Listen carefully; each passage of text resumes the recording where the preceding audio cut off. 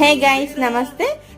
నేను ఏదైనా పని స్టార్ట్ చేసినప్పుడు ఇంకా మంచిగా ఆ రోజు దేవుడికి దీపం పెట్టి మంచిగా మొక్కుకొని ఇంట్లో నుంచి అయితే బయలుదేరుతా. ఈరోజు సెల్ఫ్ నా కోసం నేను ఒక గట్టి నిర్ణయం తీసుకున్నా. లేదు నేను ధైర్యంగా చేస్తా అని ఒక నిర్ణయం తీసుకొని దేవుడికి దీపం పెట్టి ఇంట్లో నుంచి అయితే బయలుదేరుతున్నా. ఇంకా చాలా మనసులో చాలా టెన్షన్గా ఉంది. ఎందుకంటే ఎట్లా అవుతుందో ఏం కథను, నేను ధైర్యంగా ఉంటానా లేదా అనేది. అదేంటో తెలుసుకోవాలంటే మీరు ముందు ముందు చూస్తారు. ఇంకా నేనైతే ఇంట్లో నుంచి బయలుదేరుతున్నా. ఎంత మార్నింగ్ లేచి అన్ని పనులు చేసుకొని ఇంకా మా అత్తమ్మకి పెట్టేసి అంతా చేసినా కూడా మనసులో అయితే ఒక భయం ఉంది.